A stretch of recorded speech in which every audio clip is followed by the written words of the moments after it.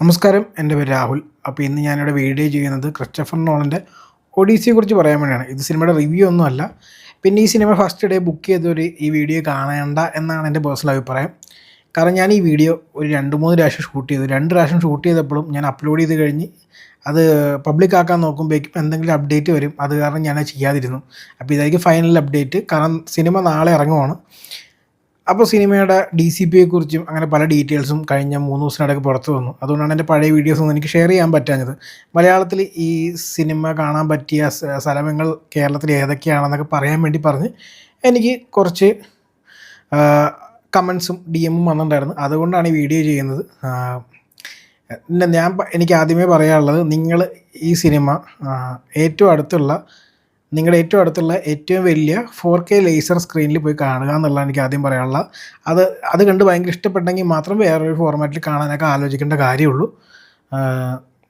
അതാണ് എനിക്ക് ആദ്യം പറയാനുള്ളത്. അതിൻ്റെ റീസണാണ് ഞാൻ ഈ പറയാൻ പോകുന്നത്. പൊതുവേ ക്രിസ്റ്റഫർ നോളൻ്റെ സിനിമകൾ ഇറങ്ങുമ്പോൾ അത് IMAX ക്യാമറ ഷൂട്ട് ചെയ്തതുകൊണ്ടും നമ്മുടെ ആദ്യത്തെ സജഷൻ എപ്പോഴും IMAXിൽ പോയി കാണുക എന്നുള്ളതാണ്. കാരണം IMAXിൽ മാത്രമായിരിക്കും ഫ്ലാറ്റ് റേഷ്യോയിൽ ഉണ്ടാവുക. നമ്മൾ 1.43നെ കുറിച്ച് സംസാരിക്കുന്നില്ല. കാരണം അങ്ങനെ ഒരു തിയേറ്റർ ഇന്ത്യയിൽ നിലവിലില്ലാത്തതുകൊണ്ട് അതിനെക്കുറിച്ച് സംസാരിക്കേണ്ട കാര്യമില്ല. നമ്മൾ പറയുന്നത് 1.90 റേഷ്യോ ഉള്ള IMAX പ്രിൻറ്റിനെ കുറിച്ചാണ്. അതോടെ IMAXിൽ തന്നെ കാണാൻ പോവുക എന്നാണ് നമുക്ക് പറയാനുള്ളത്. പിന്നെ മാത്രമല്ല, ക്രിസ്റ്റഫർ നോളൻ്റെ സിനിമകൾക്ക് അറ്റ്മോസ് മിക്സർ ഉണ്ടാവില്ല, 5 ചാനൽ മിക്സർ ഉണ്ടാവും. ഇപ്പോൾ IMAXിലാണെങ്കിൽ 12 ചാനൽ ഉണ്ടെങ്കിലും അവിടെ വരുന്ന പ്രിൻറ്റ് IMAX 5 ചാനലായിരിക്കും. സാധാരണ എല്ലാ തിയേറ്ററിലും പറയാൻ പോകുന്ന സാധാ 4K പ്രിൻറ്റ് എല്ലാം 5.1 സറൗണ്ട് സൗണ്ട് ആയിരിക്കും. അതിൽ കൂടുതലുള്ള സൗണ്ട് മിക്സ് ഒന്നും ഇതിനുണ്ടാവാറില്ല. ക്രിസ്റ്റഫർ നോളന് അതിൽ മിക്സ് ചെയ്യുന്നതാണ് കൂടുതൽ ഇഷ്ടം. അപ്പോൾ നിങ്ങൾ പല കാര്യങ്ങളും ഞാൻ ഇത് എടുത്തു പറഞ്ഞതെന്ന് വെച്ചാൽ അതുകൊണ്ടാണ് ഞാൻ ആദ്യം പറഞ്ഞത് 4K 4K ലേസർ ഉള്ളൊരു തിയേറ്റർ സെലക്ട് ചെയ്യുക എന്നുള്ളത്. രണ്ടാമത്തെ കാര്യം എന്ന് പറഞ്ഞത്, കഴിഞ്ഞ സിനിമകൾ പോലെ ഇതൊരു എക്സ്ക്ലൂസിവിറ്റി ഒന്നുമില്ല IMAXിൽ. നിങ്ങളിപ്പോൾ ഫ്ലാറ്റ് റേഷ്യോ സ്ക്രീനുകളുള്ള ഏതെങ്കിലും തിയേറ്ററിൽ പോയി കണ്ടാലും നിങ്ങൾക്ക് IMAXിൽ പ്ലേ ചെയ്യുന്ന ഓൾമോസ്റ്റ് അതേ സാധനം തന്നെ നിങ്ങൾക്ക് കാണാൻ പറ്റും. ഇപ്പോൾ നിങ്ങളൊരു എപ്പിക് സ്ക്രീനിലോ അല്ലെങ്കിൽ PXL കൊച്ചിയിലോ വന്ന് കണ്ടു കഴിഞ്ഞാൽ നിങ്ങൾക്കത് ഫുൾ സ്ക്രീനായിട്ട് കാണാൻ പറ്റും. അല്ലെങ്കിൽ തന്നെ ഏത് ഫ്ലാറ്റ് സ്ക്രീൻ ഉണ്ടെങ്കിലും അവിടെ പോയി കണ്ടാൽ നിങ്ങൾക്കത് ഫുൾ സ്ക്രീനായി കാണാൻ പറ്റും. അത് ആ തിയേറ്ററുകാർ ആ പ്രിൻ്റ് എടുത്തിട്ടുണ്ടെങ്കിൽ. കാരണം 2 പ്രിൻ്റ് അവൈലബിൾ ആണ്. ഒന്ന് സ്കോപ്പ് DCPയും സാധാരണ വനിത ഐഡിസ്പ്ലെക്സ് പോലുള്ള സ്ക്രീനുകളുടെ റേഷ്യോ ഉള്ള പ്രിൻറ്റും. ഇപ്പോൾ ഫ്ലാറ്റ് DCPകൾ അവൈലബിൾ ആണ്. അതായത് PVR PXLോ അല്ലെങ്കിൽ എപ്പിക് സ്ക്രീനുകളോ അല്ല അതുപോലെയുള്ള ഹൈറ്റ് കൂടിയ സ്ക്രീനുകളുടെ പ്രിൻറ്റും ഓൾറെഡി അവൈലബിൾ ആണ്. അപ്പം നമ്മൾ തിയേറ്ററുകാർ അതിനനുസരിച്ചുള്ള പ്രിൻറ്റ് സെലക്ട് ചെയ്താൽ നിങ്ങൾക്ക് അത് ഫുൾ സ്ക്രീനിൽ ഈ 2 ടൈപ്പ് സ്ക്രീനിലാണെങ്കിലും നിങ്ങൾക്ക് ഫുൾ സ്ക്രീനായിട്ട് കാണാൻ പറ്റും.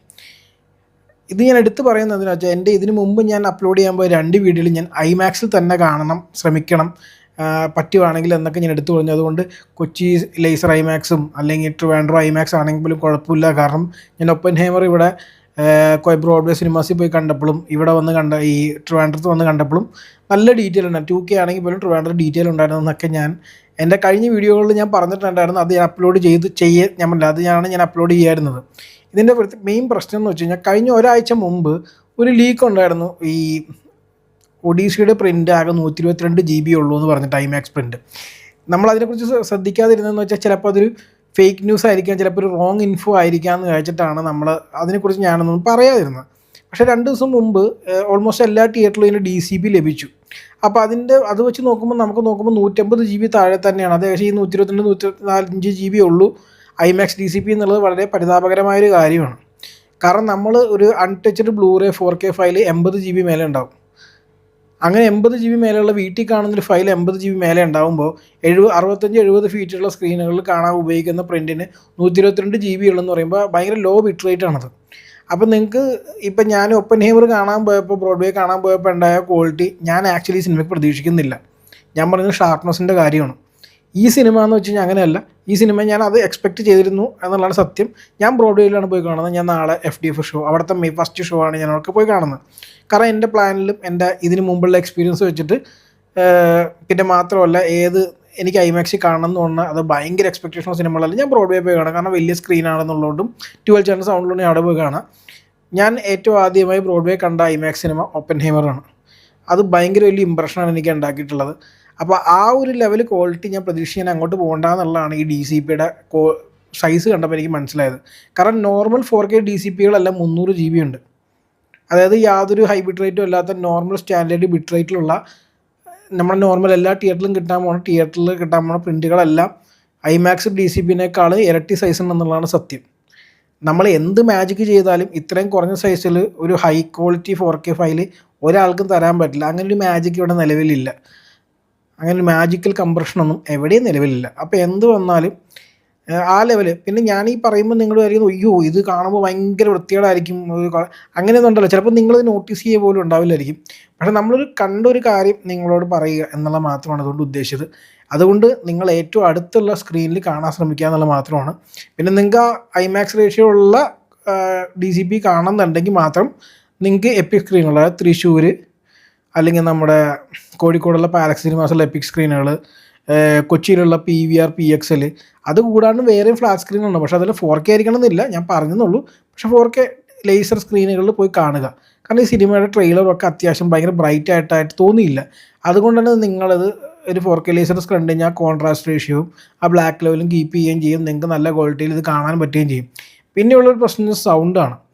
എനിക്ക് തോന്നുന്നില്ല ഈ ക്രിസ്റ്റഫർ നോളൻ എപ്പോഴും ട്യൂൺ ചെയ്യുന്നതൊരു DTS സ്റ്റൈൽ സൗണ്ടിങ് ആണ്. എനിക്ക് പേഴ്സണലി ഭയങ്കര ഇഷ്ടമുള്ള സൗണ്ടിങ് അല്ല അത്. പലപ്പോഴും ഡയലോഗിന് ഇത്തിരി സൗണ്ട് കുറവും ഈ എഫക്ട്സിന് സൗണ്ട് കൂടുതലാണ്.